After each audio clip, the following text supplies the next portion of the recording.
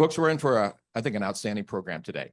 And it's my pleasure to introduce Andy Mulder. And Andy is a graduate of Hope College and the Emory University School of Law, and he's licensed to practice in both the state of Michigan and Illinois. He's a shareholder in the Holland law firm of Cunningham Dahlman. Andy has been appointed as Holland's city attorney and deputy city attorney since, get this, 1976. Okay. In his practice areas of municipal law, real estate, commercial law, and estate planning since 1975. He's the proud husband of Lois Mulder, who has been a distinguished educator in the Holland Public Schools. Annie and Lois have 5 children. Now, here's the interesting fact. Do you know what the name Andrew means? Any idea? Okay. Well, according to Google, it means manly. And as a consequence, brave, strong, courageous, and a warrior. And I'm thinking, aren't all attorneys like that? Okay. Not this guy, though. Andy is kind and considerate. And how do I know this? I checked with his wife, Lois. And she said this, he's also cuddly. Okay. So, folks, just want to let you know, as you leave the room today, you get a free hug from this guy, Mr. Cuddly, Andy Mulder. Let's welcome him. Well, I don't know if I should say thank you to Mark for that introduction, but I guess I have to.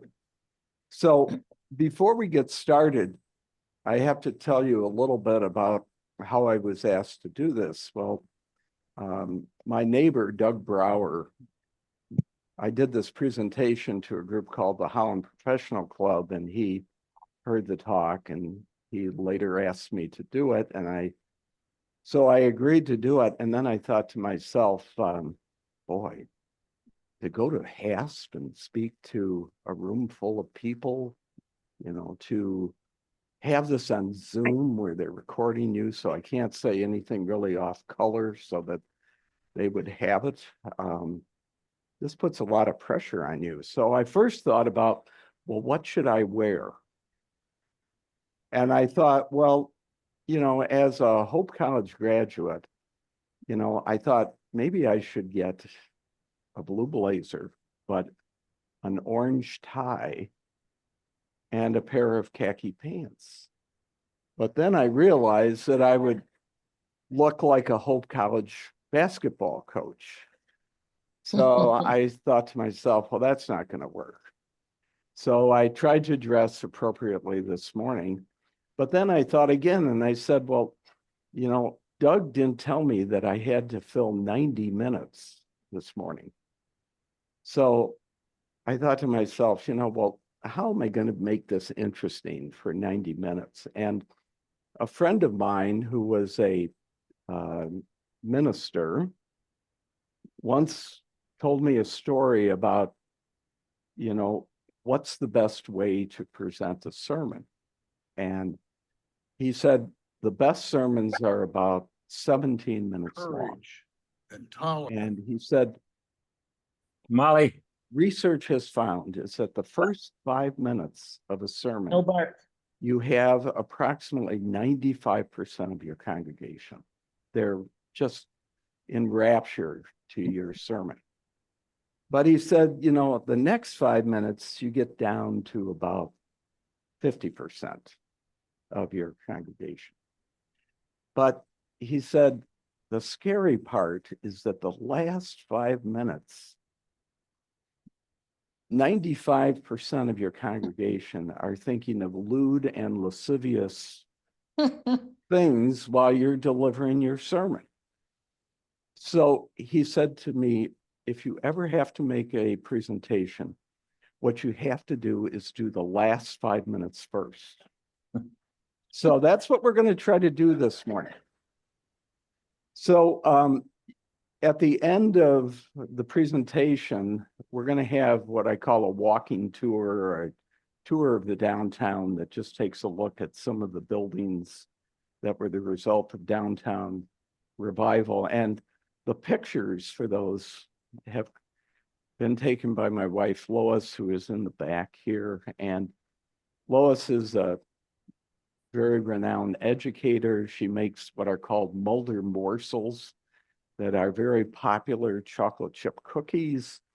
And so, you know, it's been a hard thing for me all my life to deal with, you know, what I had to work with a person like Lois.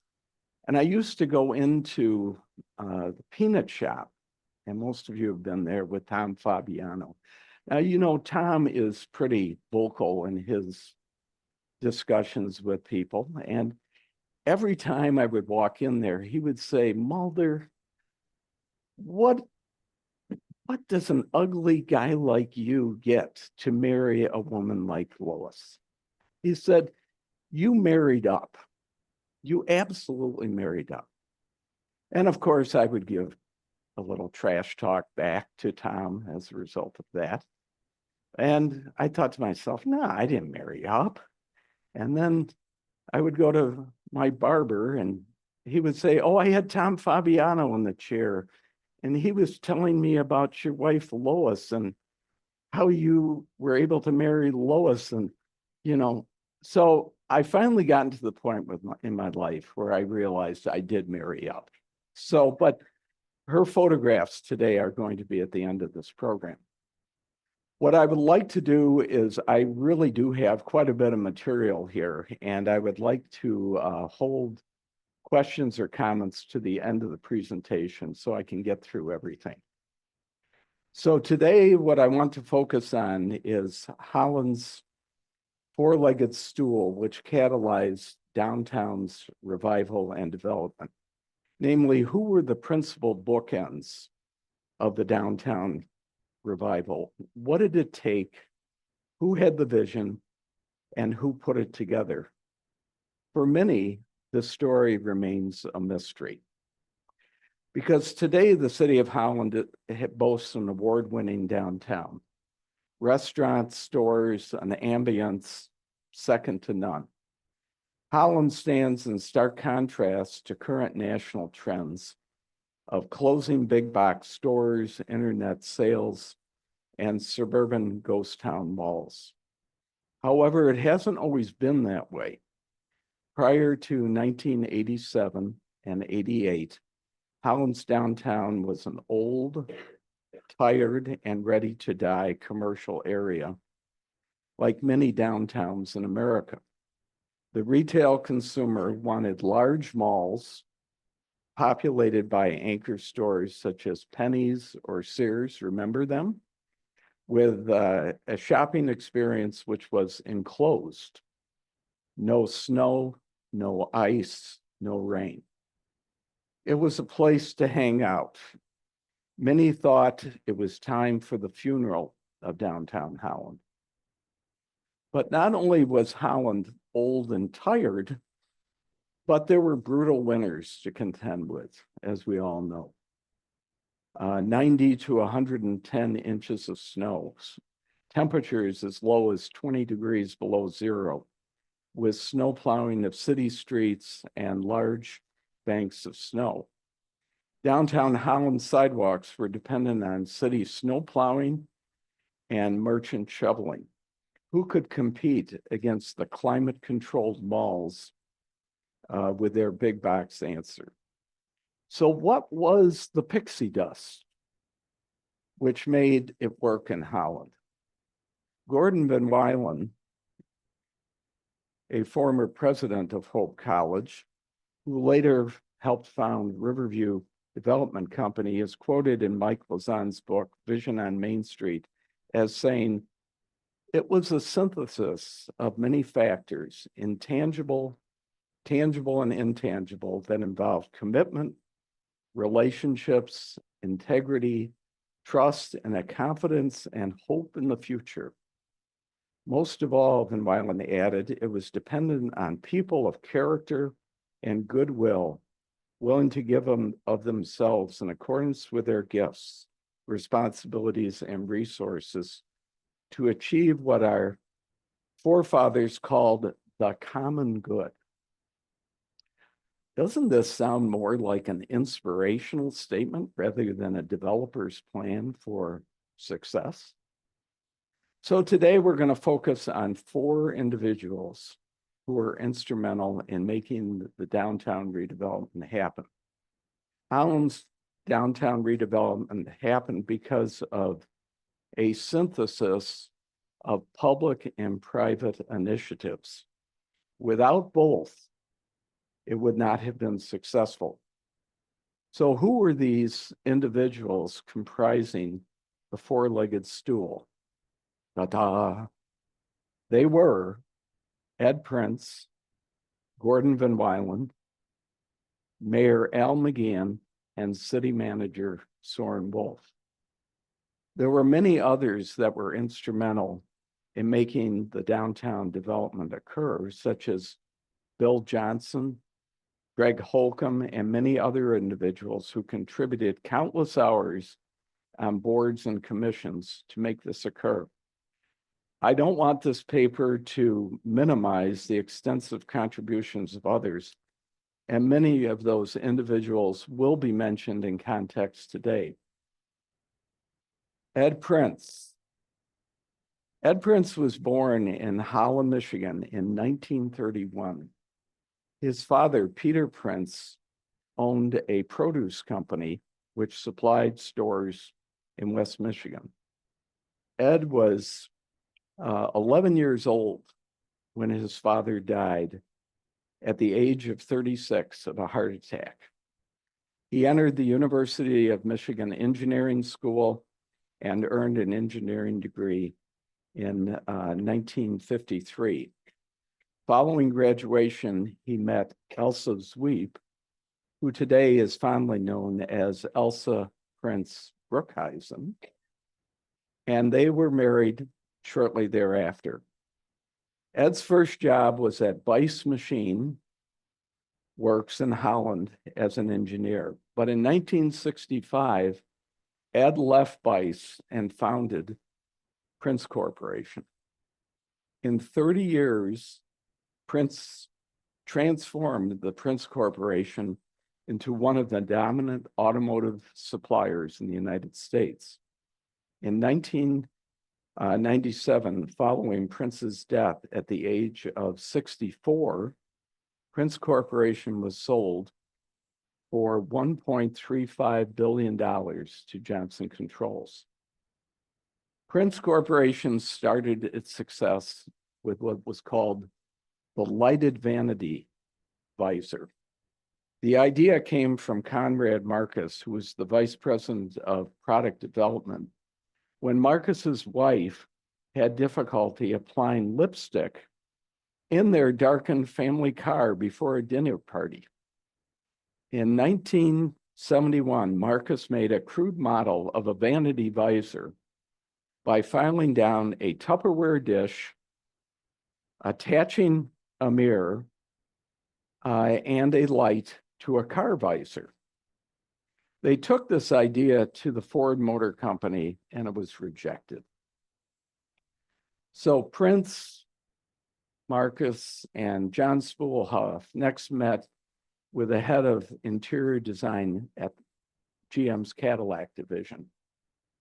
Cadillac liked the idea, but wanted to see a prototype, not just something filed down on a Tupperware dish.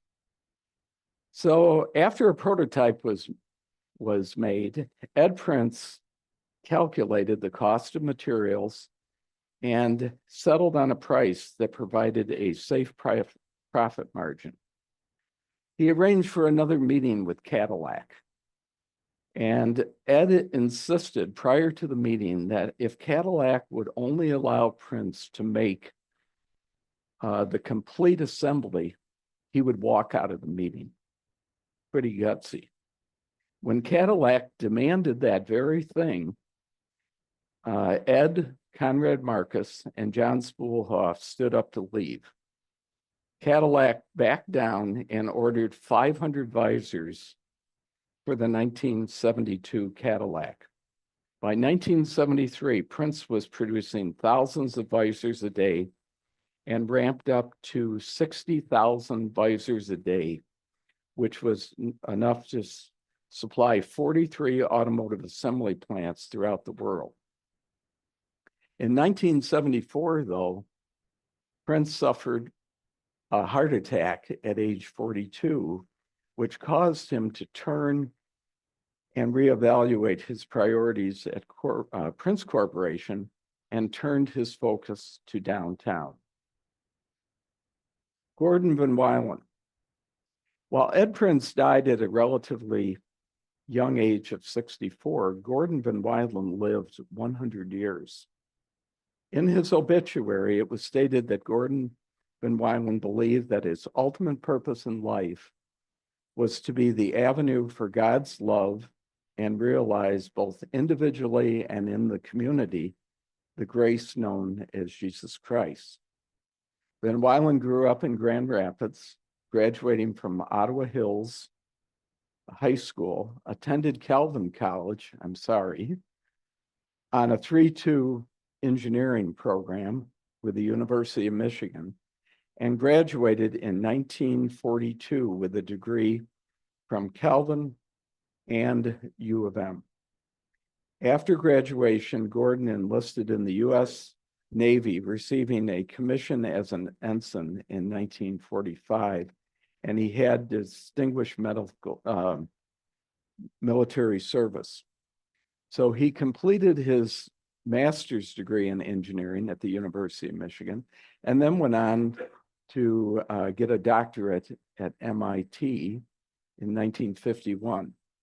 He joined the faculty of the University of Michigan and became the dean of the College of Engineering from 1965 to 1972. 1972, Gordon was appointed as the 9th president of Hope College.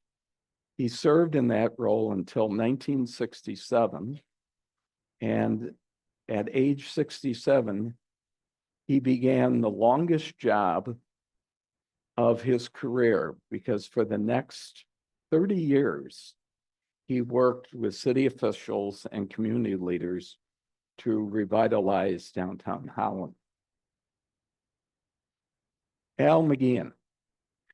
Allan McGeehan was born in Staten Island, New York, and came to Holland in 1962 as a Hope College freshman. After he got his bachelor's degree from Hope, he was hired to teach history at Holland High School. In 1975, he ran for the Holland City Council and lost, but was elected to the City Council 2 years later. And from then, he served 32 years, 16 years as Mayor Al, which was the longest tenure of any mayor in the city's history. Mayor Al was a consummate cheerleader for the city of Holland, for any of you that remember that. Under his watch, there was major renovation of City Hall in the late 1990s, the construction of the police court headquarters for $12 million on East 8th Street in 2004. He established the Youth Advisory Council, which permitted high school students to serve on city boards and commissions in a non-voting capacity. He also served the Michigan Municipal League from 2006 to 2008 as the president of the Michigan Association of Mayors. Hope College awarded Al a Distinguished Service Award in 1997. A recognition of how positive Allan McGeehan was I once had a city attorney from the east side of the state come to me and say, gee, I wish we could rent Al as mayor for our community.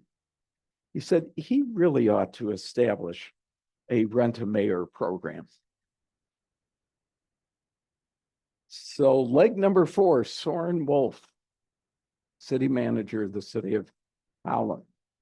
So Soren Wolff was city manager of the city of Holland for 23 years, and he was the assistant city manager for 3 years. According to the International City Management Association, the average city manager serves about 6 years before they get booted out. Soren immigrated from Denmark arriving in America at age 11, unable to speak English. Soren is quoted that when he was a senior in college, he didn't even know what a city manager was. He attended Central College and later received his Master's of Public Administration from Kansas University.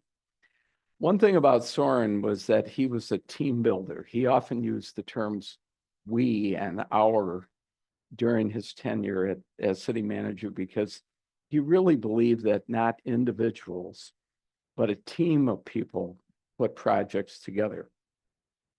But when you think of these four individuals, an entrepreneurial industrialist, an often philosophical college president, a gregarious high school teacher, and a Dutch immigrant city manager, how did they lead to this downtown redevelopment?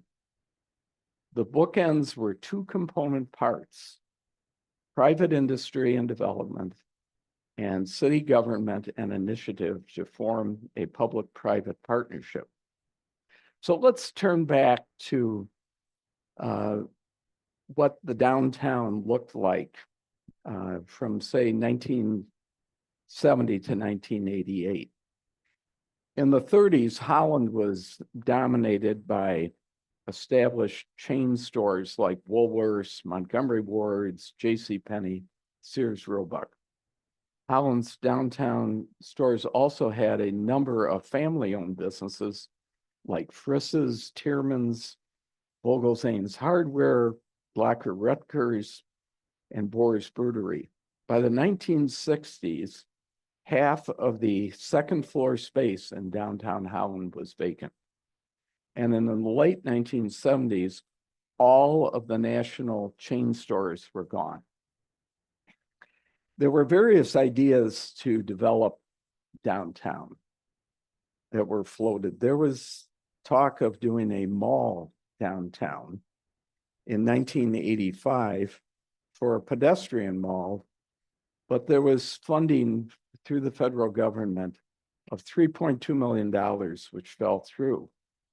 Later, a developer by the name of Ed Havlick came on the scene and proposed a 250,000 square foot enclosed mall in downtown Holland, which would have room for 2 anchor stores, a specialty store, and from 20 to 40 mall shops.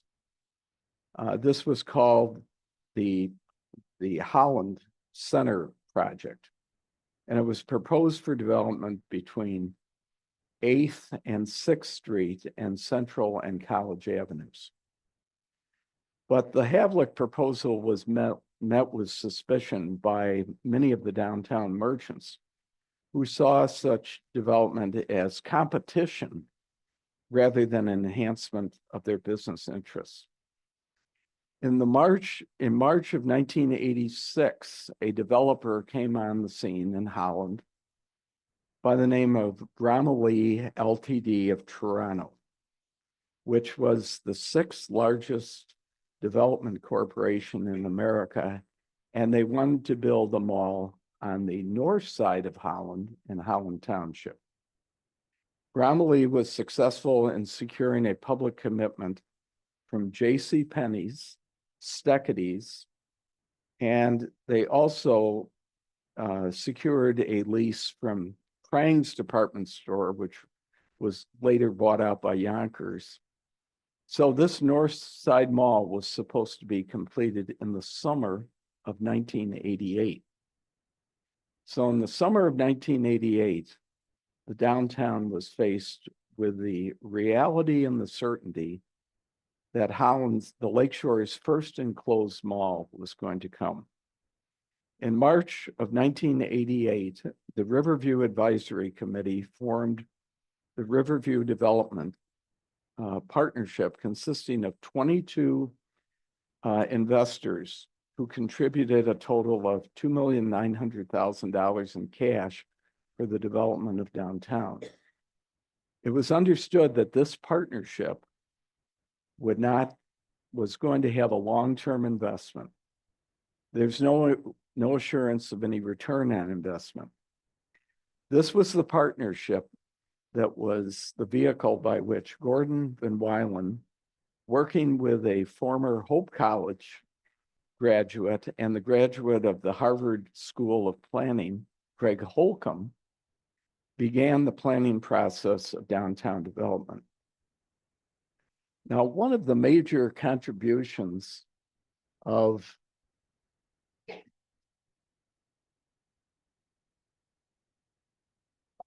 get to slide 10 here. One of the major contributions of Gordon Van Wylen was bringing a gentleman by the name of Bill Johnson or William Johnson to Holland. Bill was from Ann Arbor, Michigan, and he was a friend of Van Wylen's and a master urban landscape architect.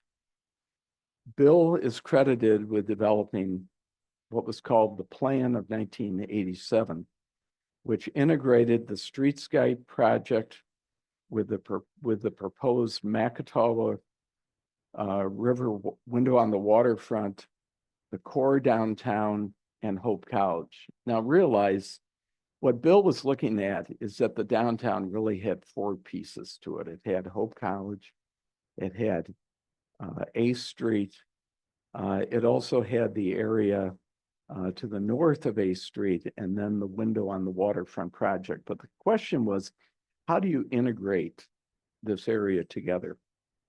So what Bill Johnson's secret was that the downtown should not compete with malls who were recruiting national retail stores, but it had to offer something different.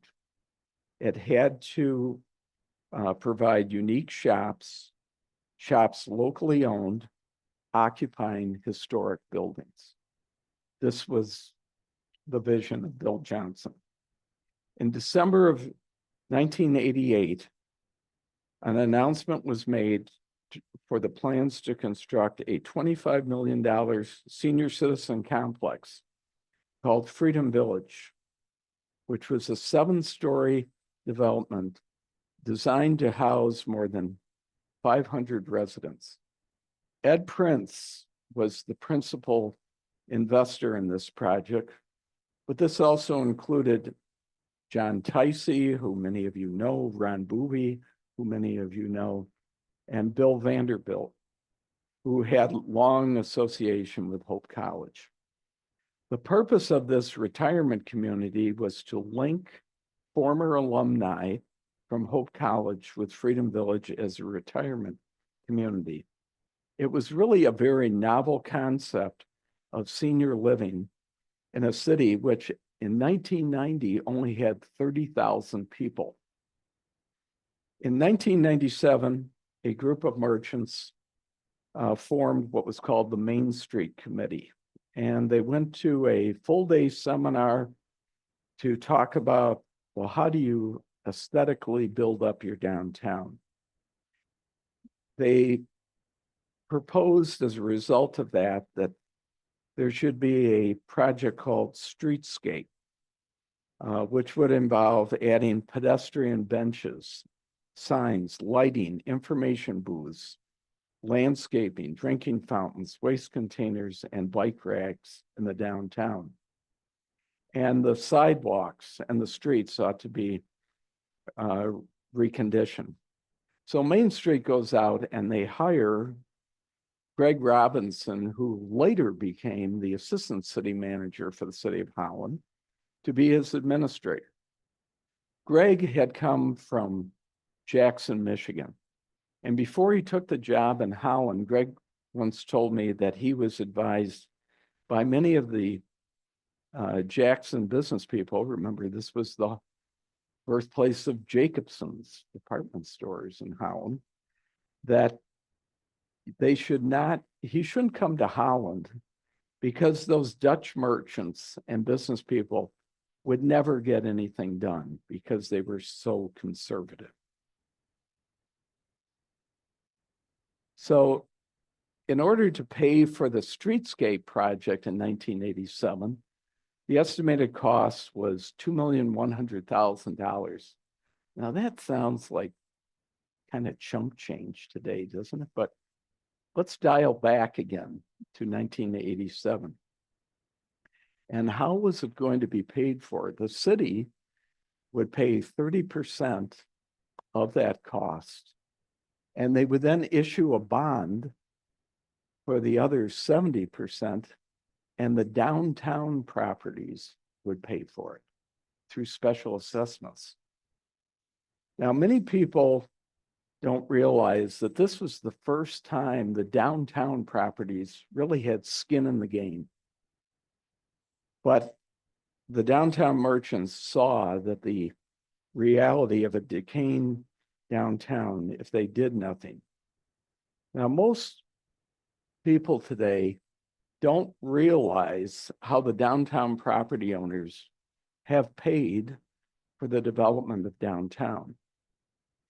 When Streetscape was built, there was a streetscape construction assessment that had to be paid downtown. There was later the snow melt construction assessment that had to be paid.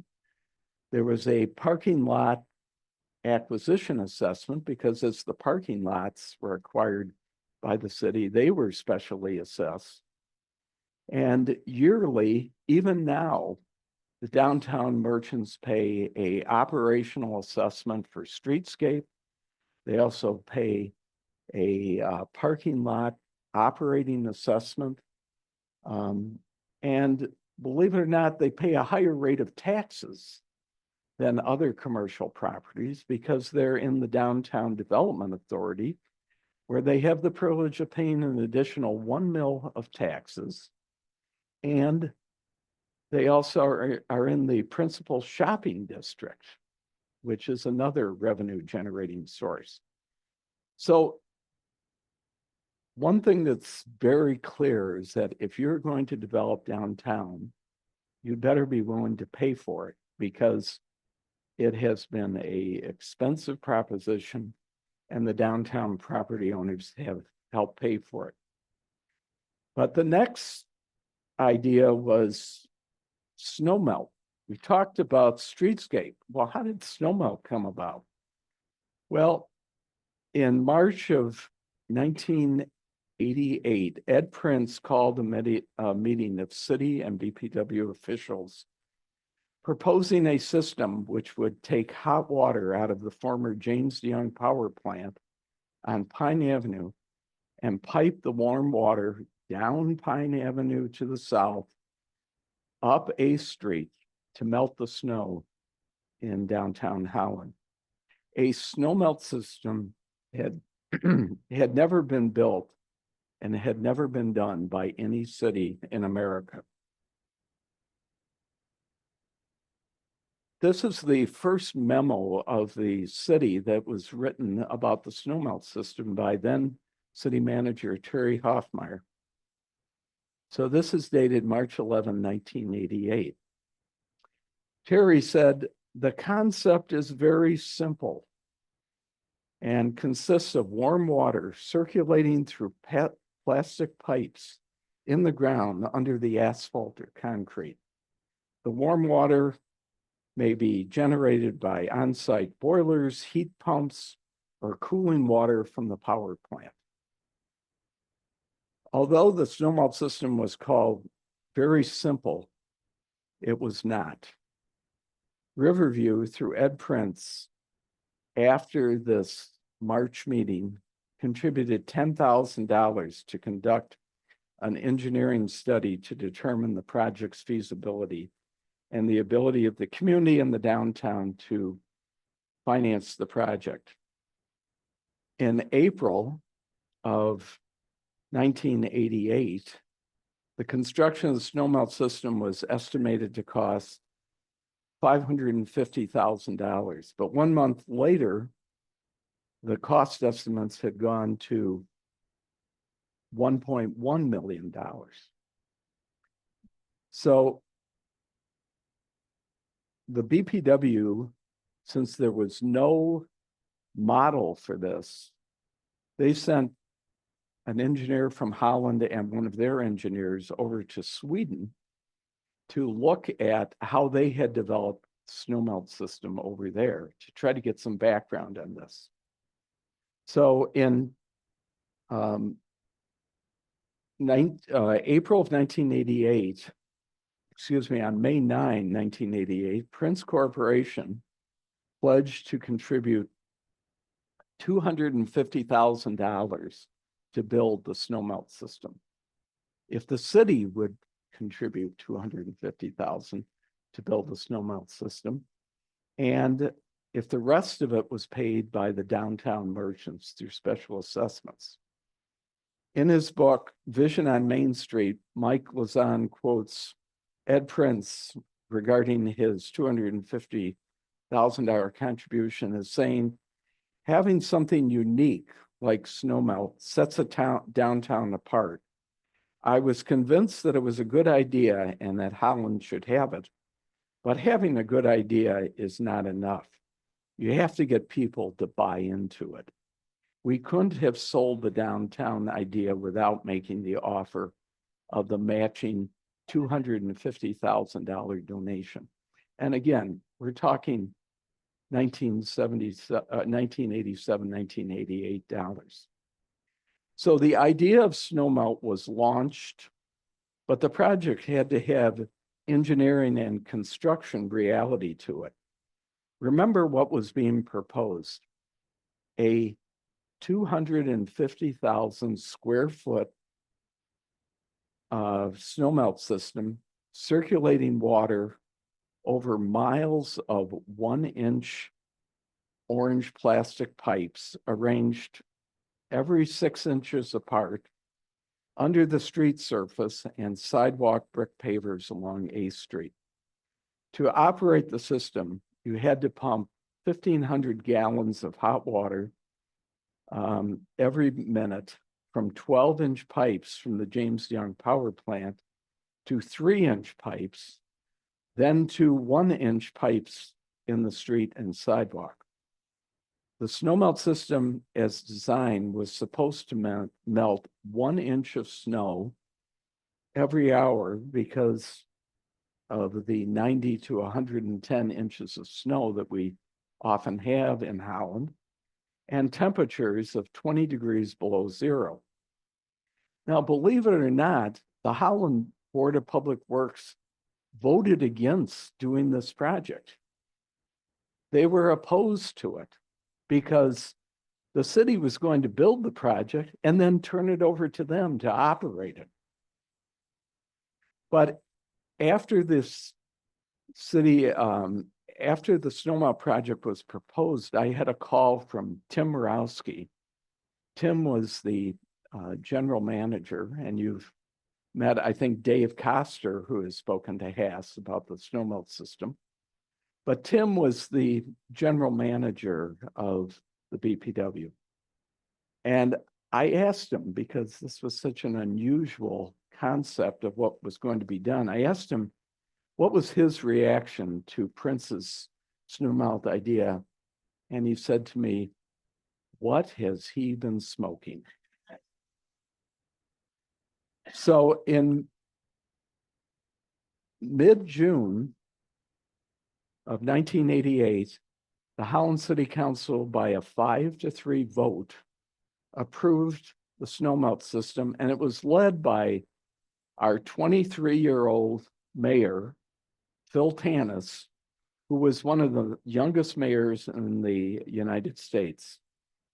As I mentioned, Ed Prince committed to paying $250,000 for the snowmelt project, but he also agreed that during the first 3 years, he would contribute $25,000 to the operational costs to the system.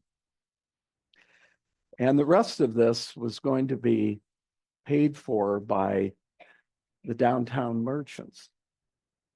So think about this. In 90 days, the idea of snowmelt was born, approved, and the financial plan was worked out. Now, why was there all this urgency about it?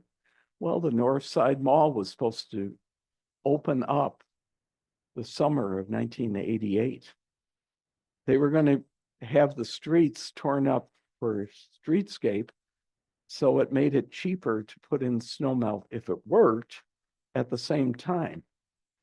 So what really has to be said when this vote was taken was that the city of Holland rolled the dice on downtown redevelopment. In 2016, Allan McGeehan was interviewed by Michigan Public Radio regarding the decision to build the snowmelt system, and he stated, back in 1988, when the idea was first launched, it was rocket science to us. We didn't know anything about it. It had never been done before in the United States. We had no idea, number one, how it worked, how we could hook it up to the power plant.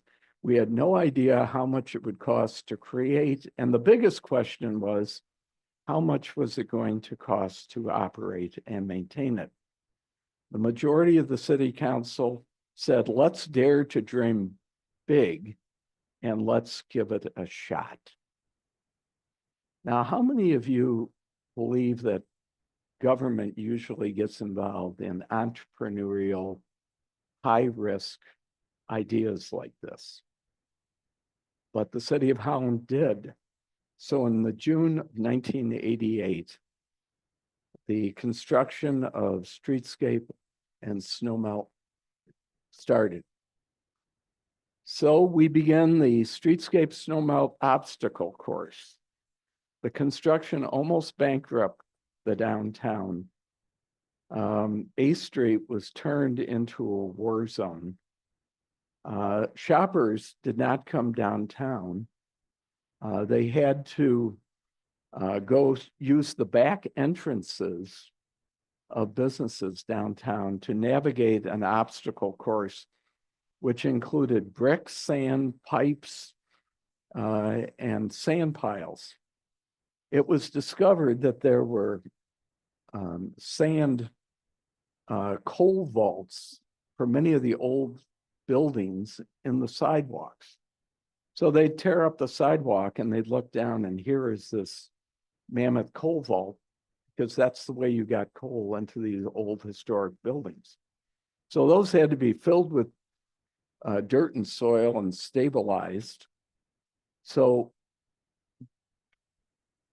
John Tierman was interviewed, and he said, streetscape was the worst period during the history of the store. During streetscape, customers could only use the back door. When you change a person's buying habits, it takes time to correct them. The mall, which was built on the north side of Holland, also had an effect. It took almost 3 years to bring back the sales and customer traffic to pre-streetscape days. Tom Fabiano, my good friend at the peanut shop, said the people of Holland wanted to know the date of the downtown's funeral. When finally concluded, the streetscape system was the largest municipally owned snowmelt system in the United States. Now, what this shot is the shot of unit number 3 at the James DeYoung power plant. This is where the hot water came from. This shows how it came out of unit 3, went to Pine Avenue through these old boilers. Unit 3 was actually a retired unit at James DeYoung. It was not functional.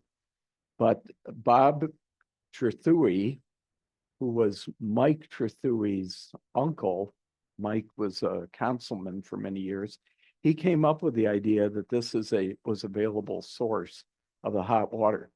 Now, the reason why that hot water was so important is that the snowmelt system, when it was originally built, was a closed loop system. Now, think about this. You had to have a certain temperature of that water when it came out of the plant, when you went down Pine Avenue, and then you had to confront the elevation from Pine Avenue to River. As many of you know, there's a elevation slope there.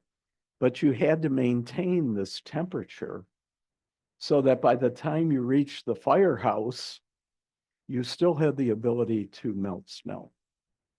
So it was a closed loop system, but this question of how do we keep the water high enough to actually melt snow was a big issue. So 1987, Ed and Elsa Prince formed Lumiere Corporation.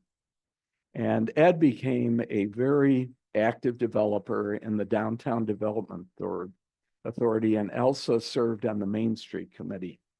In 1987, Lumiere turned the old Color House paint store, if any of you remember that, into the Holland Area Arts Council building.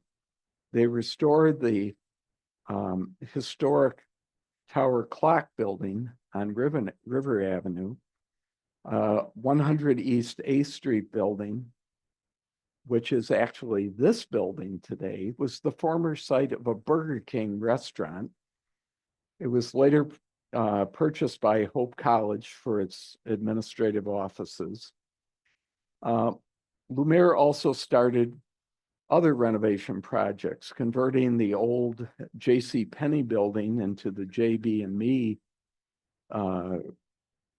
store, converting the Woolworth building into the Bavarian-style restaurant called Alpenrose, which today most of you know as Bowerman's. And by September of 2010, Lumiere had converted 69 downtown buildings. But Lumiere was not alone in his vision for the downtown. Geenen and DeCock properties restored several buildings and developed that entire corridor on the south side of the block from River Avenue to Pine. Now, the public component of the public-private partnership was the city's involvement in public infrastructure. The city worked hand in glove with private groups and developers, and ultimately the city invested more than $30 million in infrastructure improvements for such projects as streetscape, snow melt, the police safety, and the court complex. That project alone involved acquiring 27 individual parcels of land, developed that building. The farmers market, the 7th and 9th Street parking decks, the renovation of the Holland Museum, and improving 7th and 9th Street. In 1996, the National Civic League honored Holland with one of the 10 All-American cities. And in 1997, Holland was selected by the Main Street Committee as a Great American Main Street Award city. So in 2023, Holland Central Business District included 150 stores, 4 3-story office buildings, a 5-story boutique City Flats hotel, the Central Avenue Financial Center on the corner of 7th Street and Central Avenue.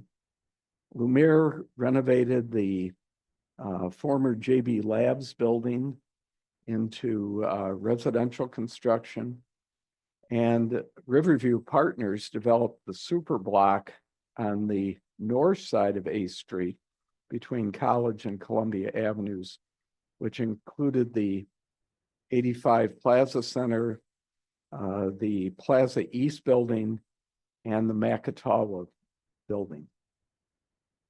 So even though the downtown appears to be complete, what does the future bring? Lakeshore Advantage, the Holland Zealand Strategy Leadership Forum, continues to look at where Holland is going as a growing community.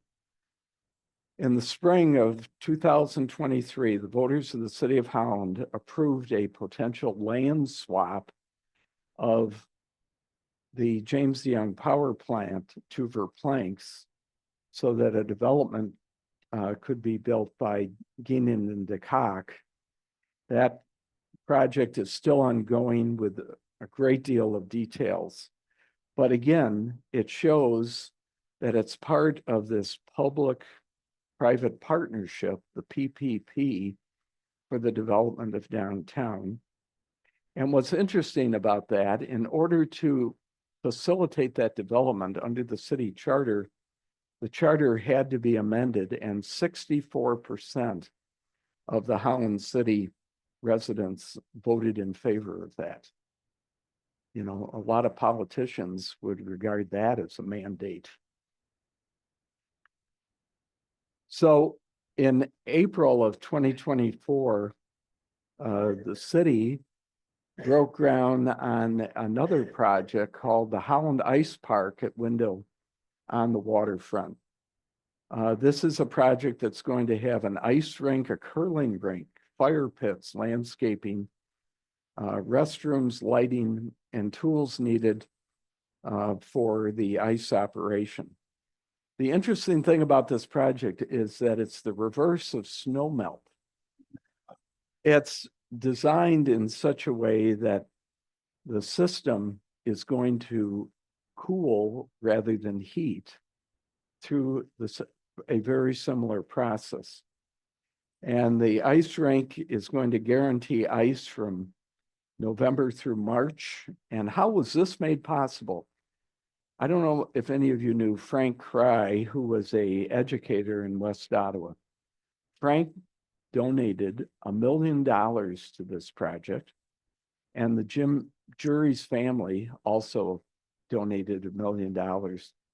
And to give you some sense of how cheap streetscape and snowmelt really was, this project is projected to cost $11.5 million.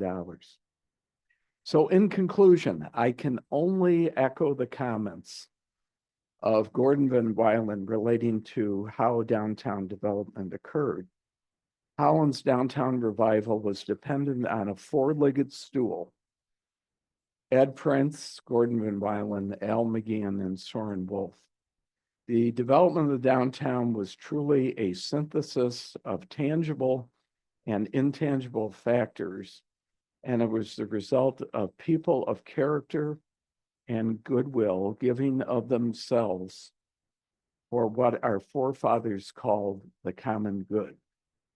Now, before we take questions, we're going to take a quick walking tour downtown. So this, of course, is the Makatoa Bank building on East 8th Street. This was one of the first buildings developed by Prince Corporation, was the Holland Area Arts Council, built where the former Color House paint store was located. This is the Anderson Workman Financial Center where we are today. This was built by Lemire and then sold through Hope College.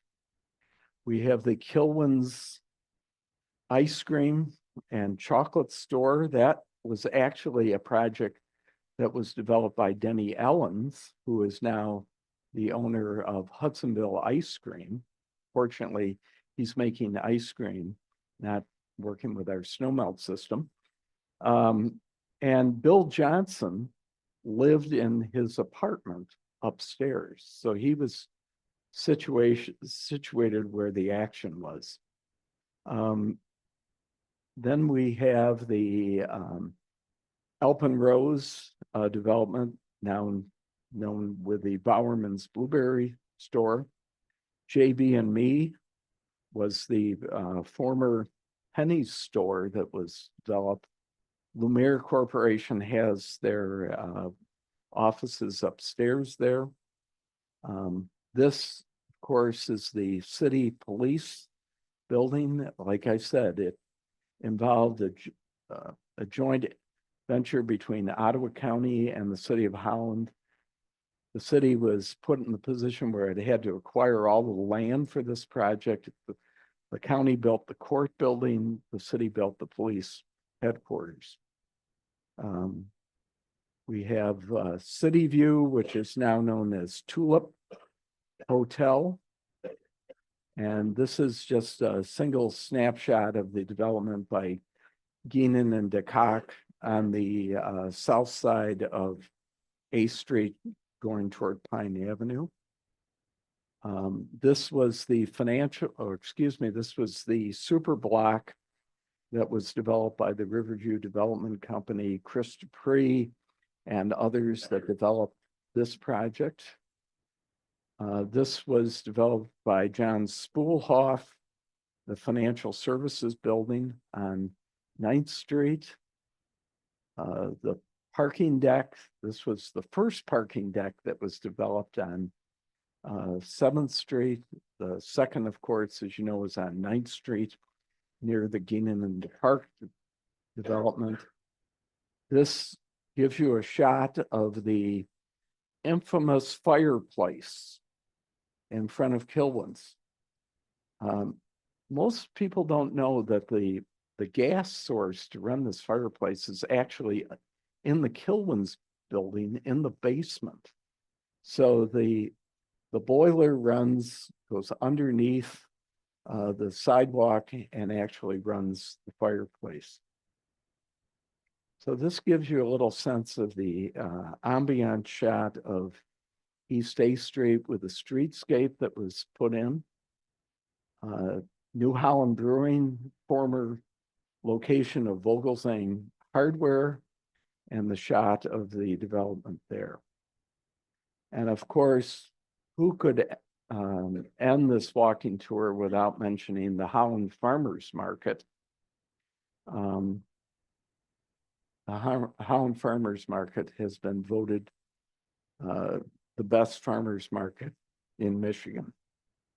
So with that, your walking tour ends, and I'd be open to any questions you might have. John.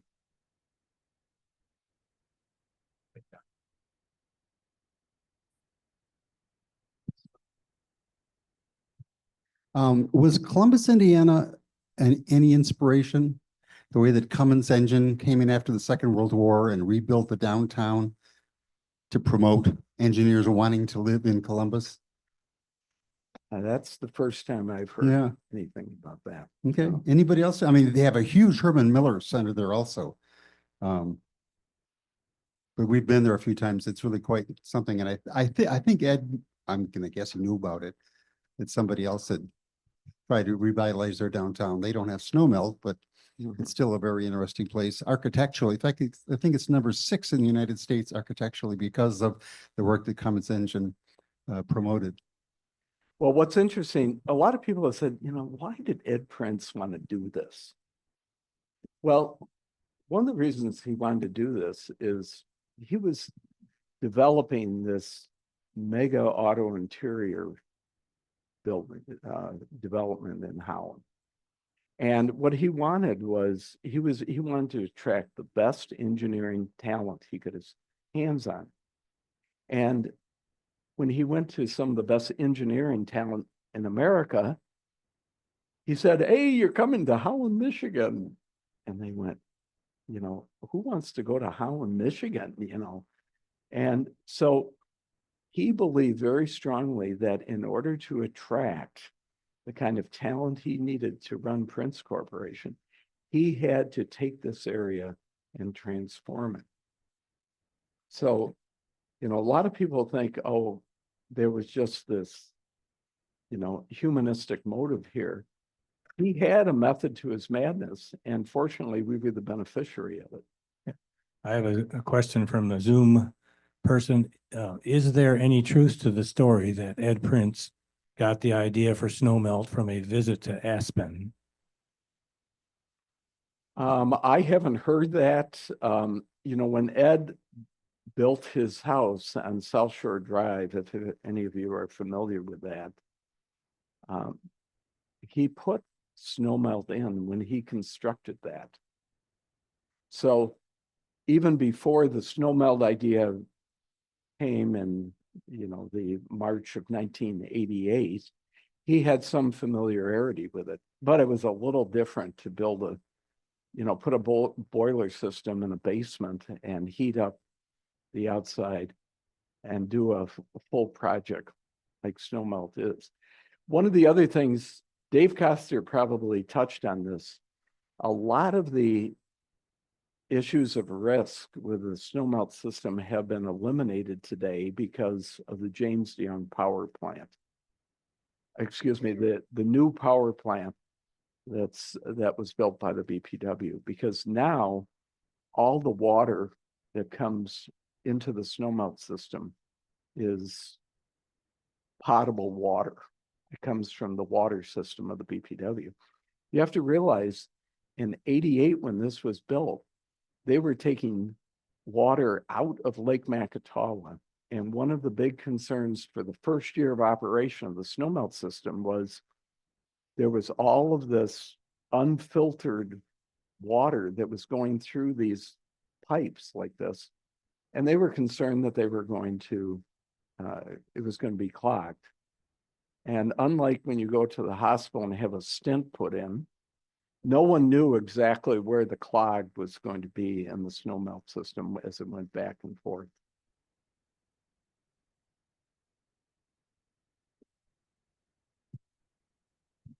I have a question. I love shopping in downtown Holland. I have a question. Who determines the businesses that come here? For instance, I really miss Tierman's. There are no practical places, and I want to support the town, not Amazon. But sometimes there's some things you'd like to have, like Tierman's was great, but we have more of the tourist shops and some seem to come and go. You have a few star, then they leave. So who determines, the type of business like that are here in Holland? Well, Stores. it basically is determined by the owner of the property. So, if it's a Lemire-owned building, they deal with who wants to come in and lease space. Tierman's, originally after the snowmelt system and streetscape was built, they continued to focus on, being kind of a, what would you call it, a kitchen. They sold TVs, but, as times change, and I think what they are trying to do and what the retail market looks like today is you have to carve out your niche. And, what we see today is the large number of tourists that come into Holland. And many of them have, again, tried to direct their target marketing for that. A model drug, they used to have prescriptions. Now it's entirely a retail establishment. Reader's World continues to sell books, but they're challenged by obviously Amazon, because it's very easy to sit at a computer with a preloaded credit card and hit buy and know that you're going to have that book the next day.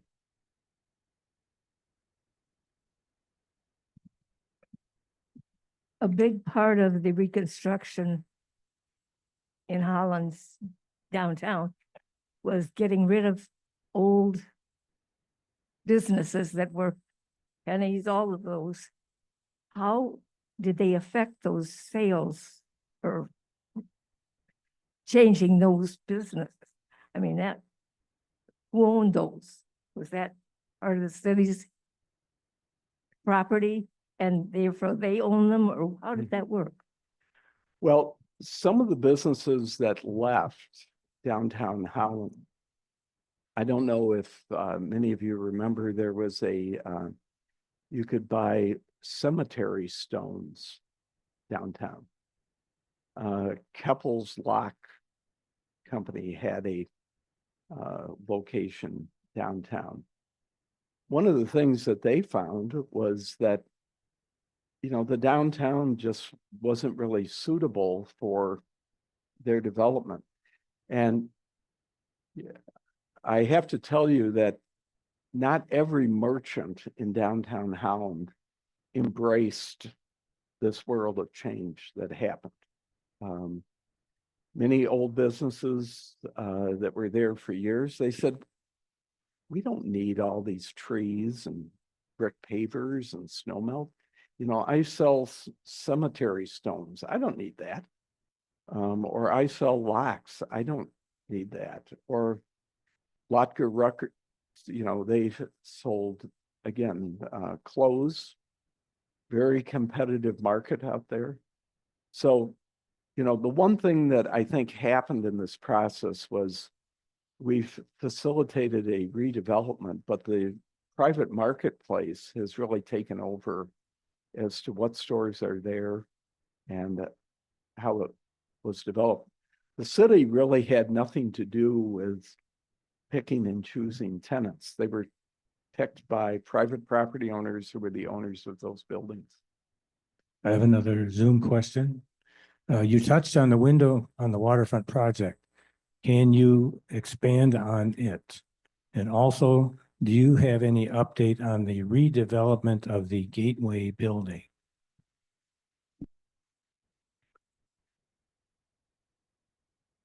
Well, the window on the waterfront project is kind of a master plan development. And of course, the ice park is one portion of that. That project, as I understand it, is supposed to be completed sometime in 2025.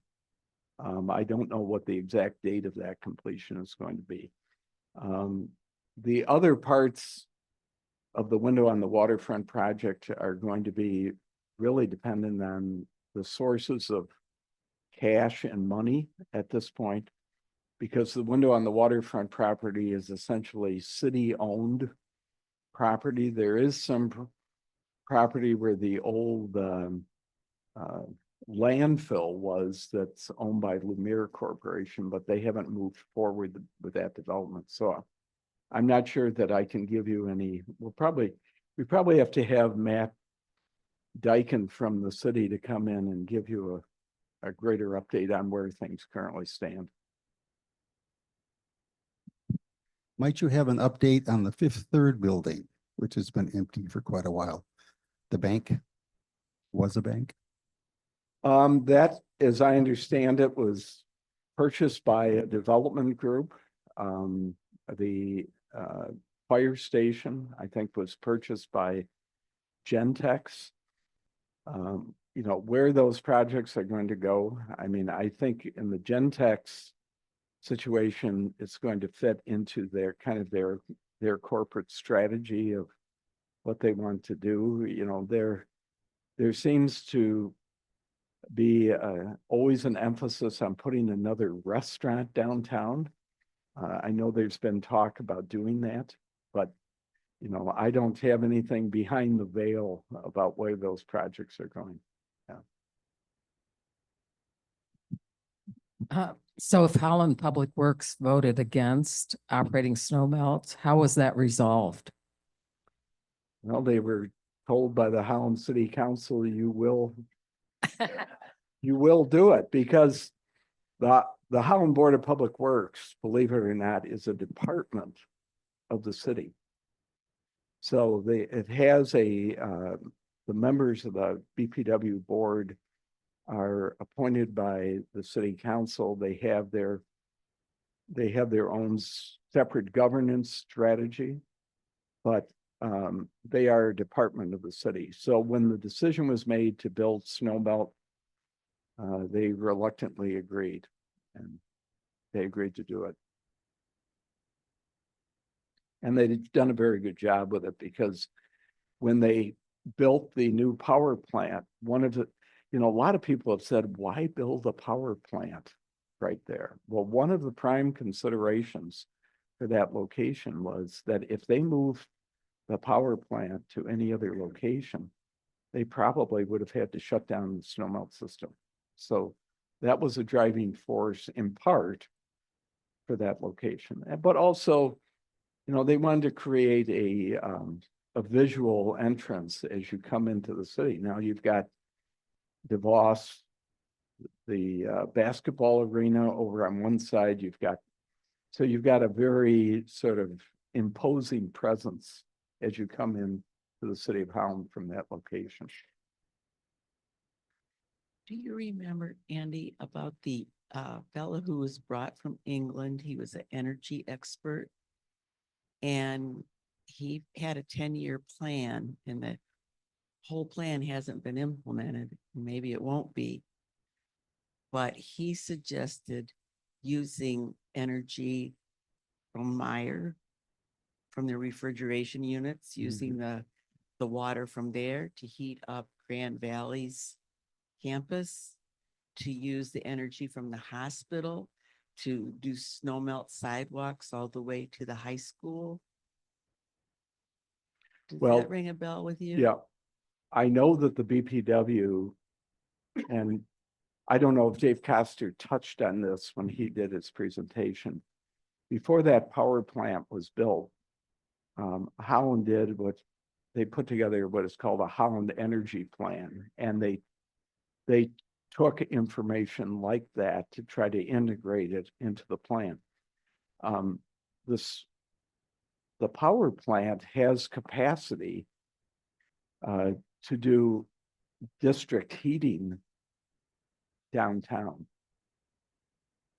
They haven't really tried to develop that project, but one of the things, there still is surplus heat coming out of the power plant that will allow that.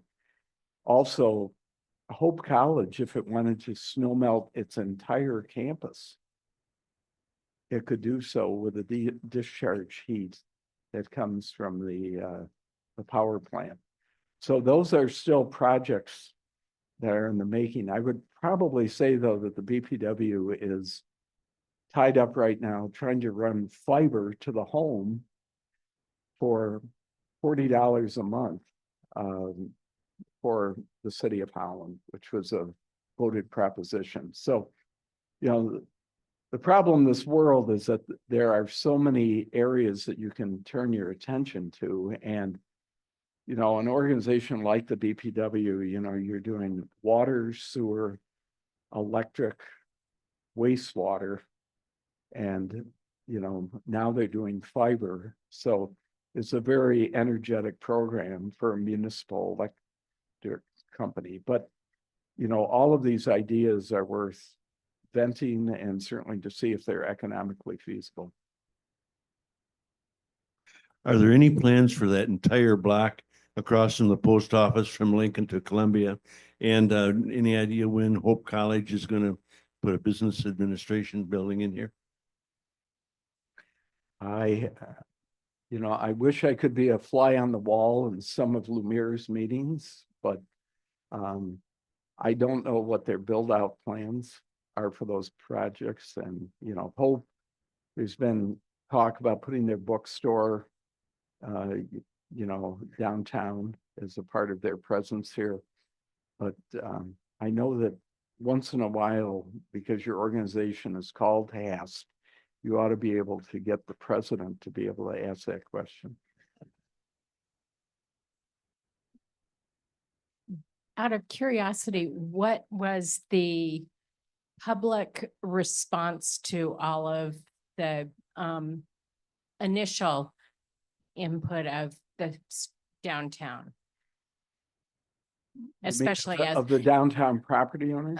no, the Holland public community, just because of how torn up it was. Just people don't like change.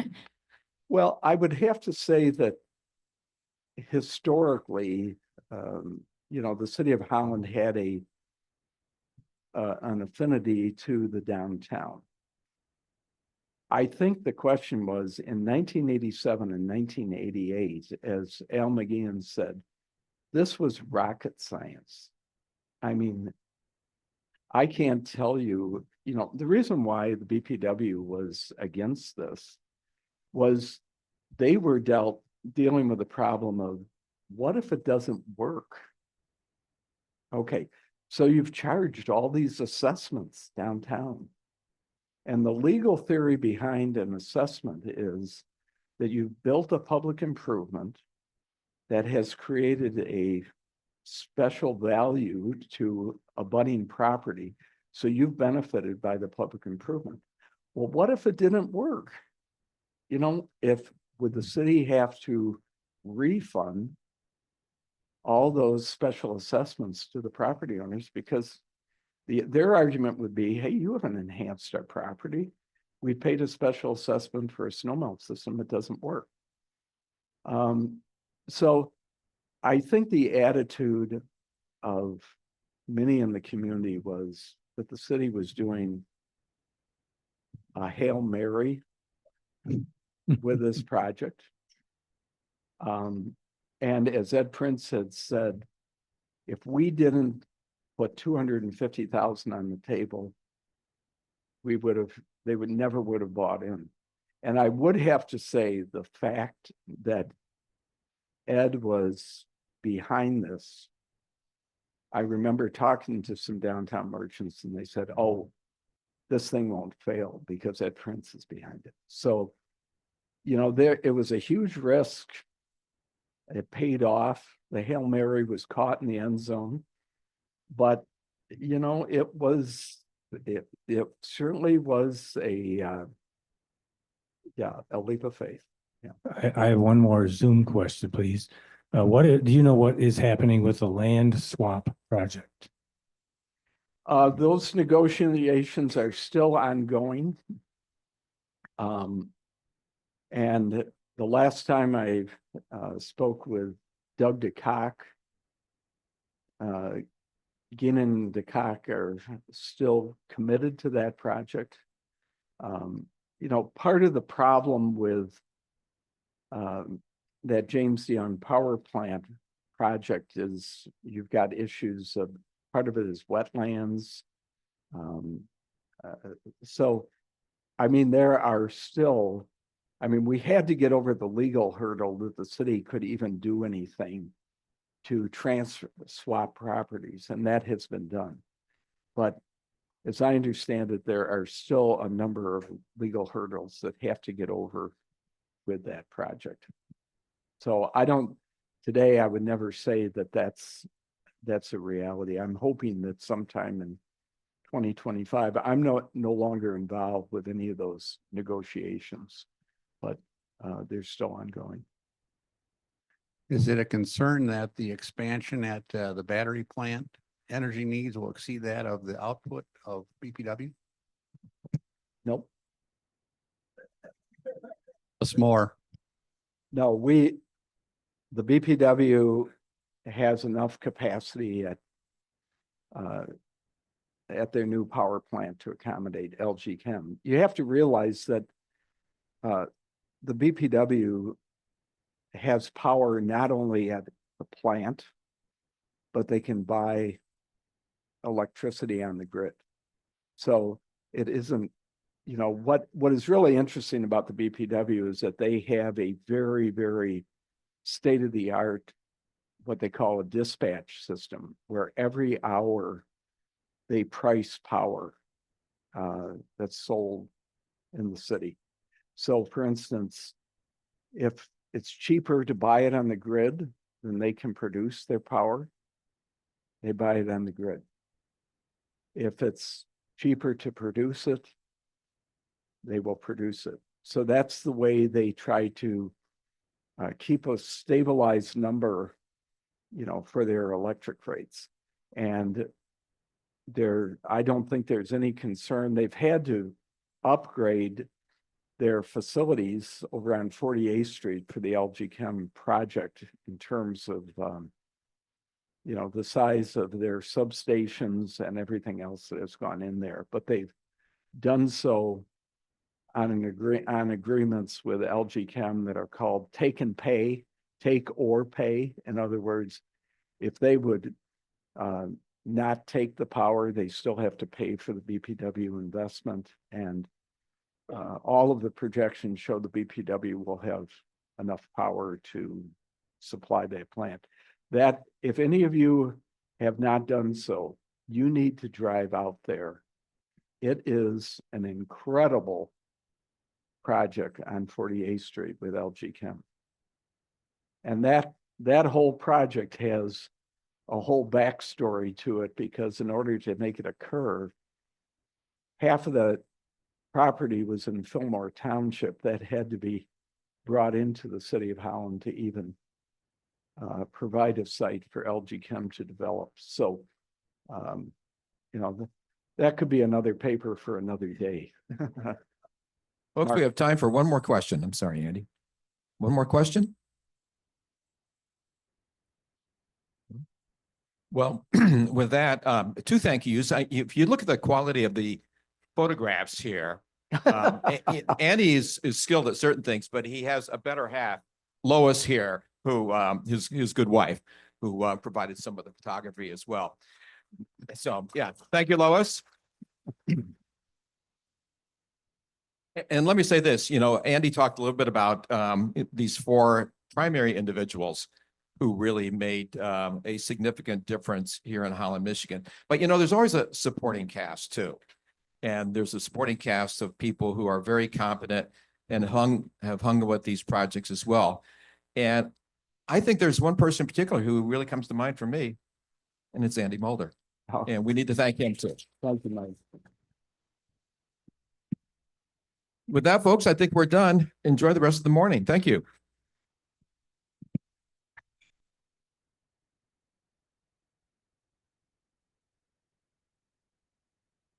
I just looked up when I heard you say that you